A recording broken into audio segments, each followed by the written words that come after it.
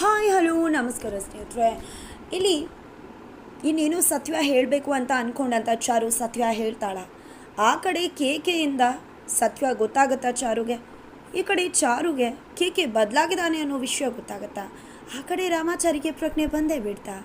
ಏನಾಗ್ತದೆ ಇದು ಎಲ್ಲವನ್ನ ಕೂಡ ತಿಳ್ಕೊಬೇಕು ಅಂದರೆ ಈಗಲೇ ನಮ್ಮ ಈ ಚಾನಲ್ನ ಸಬ್ಸ್ಕ್ರೈಬ್ ಮಾಡಿ, ಹಾಗೆ ಒಂದು ವಿಡಿಯೋವನ್ನು ಪೂರ್ತಿಯಾಗಿ ನೋಡಿ. ಇಲ್ಲಿ ಕೇಕೆ ಬಂದಿರಲಾಗಿ ಚಾರು ಸತ್ಯ ಹೇಳೋದನ್ನು ತಡಿತಾಳೆ, ಸತ್ಯ ಹೇಳುವುದಿಲ್ಲ.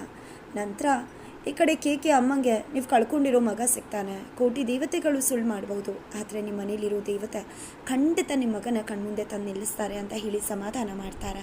ಆದರೆ ಇಲ್ಲಿ ಚಾರುಗೆ ಕೇಕೆ ಬಗ್ಗೆ ತುಂಬಾ ಕೋಪ ಸಿಟ್ಟು.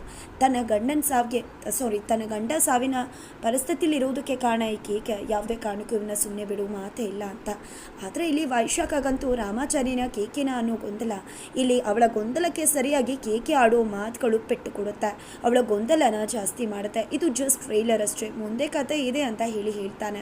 ಆ ಕಡೆ ಮಾನ್ಯತಾ, ಆ ಕಡೆ ACP ದೇವ್, ಈ ಕಡೆ ವೈಶಾಖ, ಯಾರಿಗೂ ಕೂಡ ನಿದ್ರೆ ಬರ್ತಾ ಇಲ್ಲ.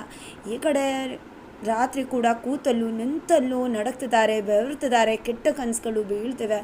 ಯಾಕಂದರೆ ಈ ಕಡೆ ರಾಮಾಚಾರಿ ಬದುಕಿದ್ದಾನೆ, ರಾಮಾಚಾರಿಗೆ ಏನೂ ಹೆಚ್ಚು ಕಡಿಮೆ ಆಗಿಲ್ಲ, ಎಲ್ಲರ ವಿರುದ್ಧ ಸಮರ ಸಾರಿದ್ದಾನೆ, ಸಾವಿನ ಮುಹೂರ್ತ ಇಟ್ಟಿದ್ದಾನೆ, ಎಚ್ಚರಿಕೆ ಕೊಟ್ಟಿದ್ದಾನೆ ಅನ್ನೋ ಕಾರಣಕ್ಕೆ.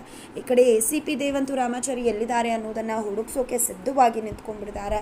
ಇದೆಲ್ಲ ಆಗ್ತಾ ಇದ್ರೆ ಆ ಕಡೆ ರಾಮಾಚಾರಿಗೆ ಆಶ್ರಮದಲ್ಲಿ ಟ್ರೀಟ್ಮೆಂಟ್ ಆಗ್ತಾಯಿದೆ, ಚಿಕಿತ್ಸೆ ನಡೀತಿದೆ, ಭರದ ರೀತಿಯಲ್ಲಿ ಚಿಕಿತ್ಸೆ ನಡೀತಿದೆ. ಆದರೆ ಏನೇ ಮಾಡಿದ್ರು ಯಾವುದೇ ರೀತಿಲೂ ಪ್ರಯೋಜನ ಆಗ್ತಿಲ್ಲ.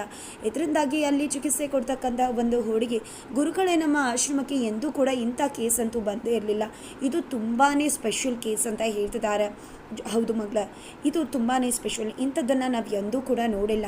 ಆದರೆ ಇವರ ಜೀವನ ಉಳಿಸ್ಬೇಕಾಗಿರೋದು ನಮ್ಮ ಧರ್ಮ, ನಮ್ಮ ಮೇಲೆ ನಂಬಿಕೆ ಇಟ್ಟು ಕರ್ಕೊಂಡು ಬಂದಿದ್ದಾರೆ ಅಂತ ಹೇಳಿ ಯಾವ ರೀತಿ ಚಿಕಿತ್ಸೆ ಕೊಡಬೇಕು, ಈ ರೀತಿ ಚಿಕಿತ್ಸೆ ಕೊಡೋದ್ರಿಂದ ಯಾವ ರೀತಿ ಬಾಡಿಯಲ್ಲಿ ಉಸಿರಾಟದಲ್ಲಿ ಯಾವ ರೀತಿ ಏರುಪೇರಾಗುತ್ತೆ, ಯಾವ ರೀತಿ ಪರಿಣಾಮ ಬೀರುತ್ತೆ, ಎಲ್ಲವನ್ನ ಕೂಡ ಗುರುಗಳು ವಿವರವಾಗಿ ವಿವರಿಸ್ತಾರೆ.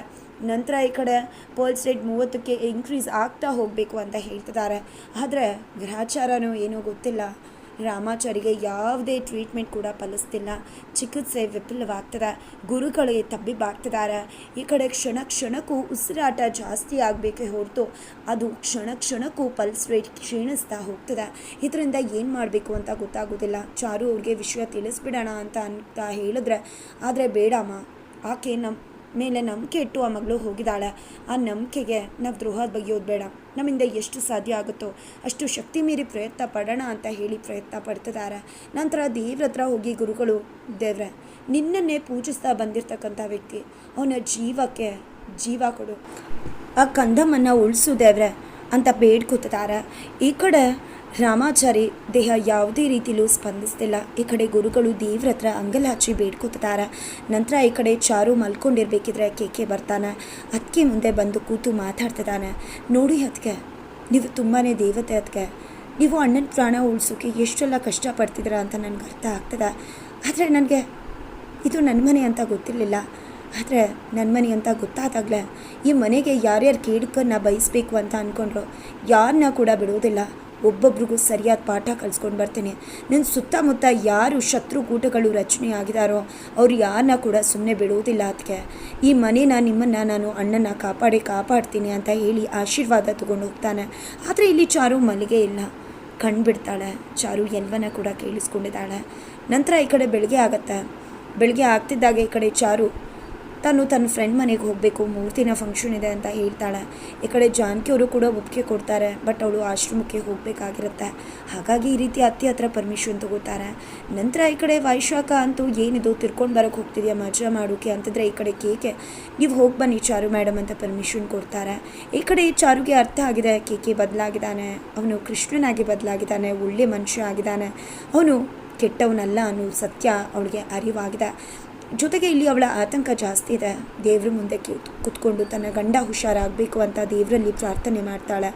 ನಂತರ ಮನೆಯಿಂದ ಹೊರಡ್ತಿದ್ದಾಗ ಈ ಕಡೆ ಜಾನಕಿ ಅವ್ರಿಗೆ ಅನ್ನಿಸ್ತದೆ, ಯಾಕೆ ಚಾರು ಈ ರೀತಿ ನಡ್ಕೋತಿದ್ದಾಳೆ, ತುಂಬ ಆತಂಕದಲ್ಲಿದ್ಲು, ಅಂಥದ್ದೇನಾಗಿದೆ ಅಂತ ಅವ್ರಿಗೆ ಅನುಮಾನ ಬರ್ತದೆ. ಈ ಕಡೆ ಶಾಸ್ತ್ರಿಗಳು ಕೂಡ ಅಲ್ಲೇ ಇದ್ದಾರೆ, ಆಚಾರ್ಯರು. ನಂತರ ಈ ಕಡೆ ಚಾರು ಆಟೋದಲ್ಲಿ ಹೋಗ್ತಿದ್ದಾಳೆ. ಆಟೋದಲ್ಲಿ ಹೋಗಬೇಕಿದ್ರೆ ಕೇಕೆ ಮಾತುಗಳನ್ನ ಕೇಳಿದ್ರೆ, ಯಾರು ಇದನ್ನೆಲ್ಲ ಮಾಡ್ತಿದ್ದಾರೆ, ಎಲ್ಲವೂ ಕೂಡ ಅವನು ಗೊತ್ತು ಅನ್ನಿಸ್ತದ. ಸುತ್ತ ಇರೋ ಪ್ರತಿಯೊಬ್ಬರೂ ಕೂಡ ಮುಗಿಸ್ಕೊಂಡು ಬರ್ತೀನಿ, ಯಾರನ್ನ ಕೂಡ ಬಿಡೋದಿಲ್ಲ ಅನ್ನೋ ಮಾತು. ಈ ಕಡೆ ರಾಮಾಚಾರಿಗೆ ಯಾರು ಇಷ್ಟೆಲ್ಲ ಮಾಡಿದ್ದು ಅನ್ನೋ ಸತ್ಯ ಅವನಿಗೆ ಅರಿವಿದೆ, ಅವನಿಗೆ ಸತ್ಯ ಗೊತ್ತಿದೆ ಅನ್ನಿಸ್ತದೆ. ಜೊತೆಗೆ ಕೇಕೆ ಬದಲಾಗಿದ್ದಾನೆ. ರಾಮಾಚಾರಿಗೆ ಪ್ರಜ್ಞೆ ಬಂದು ಅವನ ತಮ್ಮ ಕೃಷ್ಣ ಒಳ್ಳೆಯವನಾಗಿ ಬದಲಾಗಿದ್ದಾನೆ ಅನ್ನೋ ಸತ್ಯ ಗೊತ್ತಾದರೆ ಅವನಿಗೆ ಎಷ್ಟು ಖುಷಿ ಆಗ್ಬೋದು ಅಂತ ಎಮೋಷ್ನಲ್ ಆಗ್ತಿದ್ದಾಳೆ. ಆಶ್ರಮದ ಕಡೆ ಹೊರಟು ಬರ್ತಿದ್ದಾಳೆ. ಆಶ್ರಮಕ್ಕೆ ಚಾರು ಹೋಗೋಕ್ಕೂ ಮುನ್ನನೇ ಕೃಷ್ಣ ಅಂದರೆ ಕೇಕೆ ಆಲ್ರೆಡಿ ಆಶ್ರಮದಲ್ಲಿದ್ದಾರೆ. ತನ್ನ ಅಣ್ಣನ ಸ್ಥಿತಿ ನೋಡಿ ಮರಗ್ತಿದ್ದಾರೆ, ಕಣ್ಣೀರು ಹಾಕ್ತಿದ್ದಾರೆ. ಅಣ್ಣ, ನಿನಗೆ ಈ ಸ್ಥಿತಿ ಬಂದಿದೆ ನನ್ನಿಂದ ನನ್ನ ಅಣ್ಣ ಇಂಥ ಸ್ಥಿತಿಗೆ ಬಂದುಬಿಟ್ಟಲ್ಲ. ನನಗೆ ನಿಜವಾಗ್ಲೂ ಗೊತ್ತಿರಲಿಲ್ಲ ಅಣ್ಣ, ಅದು ನನ್ನ ಮನೆ ಅಂತ. ಅದು ನನ್ನ ಮನೆ, ನಾನು ಮನೆ ಮಗ ಅಂತ ಗೊತ್ತಿದ್ದರೆ ಖಂಡಿತ ಇದು ಯಾವುದನ್ನು ಕೂಡ ಮಾಡ್ತಿರ್ಲಿಲ್ಲ ಅಣ್ಣ. ನನಗೆ ಗೊತ್ತಾಗದೆ ಎಲ್ಲವೂ ಕೂಡ ನಡೆದೋಯ್ತು. ಆದರೆ ಈ ತಮ್ಮನ್ನ ದಯವಿಟ್ಟು ಕ್ಷಮಿಸ್ಬಿಡು ಅಣ್ಣ. ಒಮ್ಮೆ ಈ ತಮ್ಮನ್ನ ಕಂಡುಬಿಟ್ಟು ನೋಡೋಣ, ದಯವಿಟ್ಟು ನೋಡೋಣ. ನಿನ್ನ ತಮ್ಮ ಬದಲಾಗಿದ್ದಾನಣ್ಣ. ಈಗ ರೌಡಿ ಕೇಕೆ ಅಲ್ಲ ಇವನು, ನಾರಾಯಣಾಚಾರ್ಯ ಅವರ ಮಗ ಕೃಷ್ಣ ಅಣ್ಣ. ದಯವಿಟ್ಟು ನೋಡು, ನನ್ನಿಂದ ನಿನ್ಗೆ ಎಷ್ಟು ನೋವಾಗಿದೆ ಅಂತ ಗೊತ್ತು. ನಾನು ಎಲ್ಲವನ್ನ ತಿದ್ಕೊಂಡಿದ್ದೀನಿ ಅಣ್ಣ, ದಯವಿಟ್ಟು ಎದೇಳು ಅಣ್ಣ, ನನ್ನ ನೋಡು ಅಂತ ಕೇಳ್ಕೊತಿದ್ದಾಗೆ ಈ ಕಡೆ ಚಾರಿ ಕಣ್ಗಳಲ್ಲಿ ನೀರು ಬರ್ತದೆ. ಅವ್ನು ಕಾನ್ಷಿಯಸ್ ಇಲ್ಲ, ಆದರೂ ಸಬ್ಕಾನ್ಷಿಯಸ್ ಮೈಂಡ್ ಎಚ್ಚರ ಮಾಡ್ತದೆ.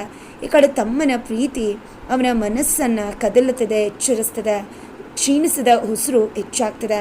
ಆದರೆ ಒಂದು ಟ್ವಿಸ್ಟ್ ಕಾದಿದೆ, ಬಿಕಾಸ್ ಇಲ್ಲಿ ಚಾರು ನಂತರ ಈ ಕಡೆ ಕೇಕೆ ಚಾರು ಇಬ್ಬರು ಕೂಡ ಮುಖಾಮುಖಿ ಆಗ್ತಾರೆ. ಇದು ಎಲ್ಲದರ ನಡುವೆ ಕಾಳಿಕಾ ಎಂಬ ದೇವಿಯ ದರ್ಶನ ಆಗ್ತದೆ.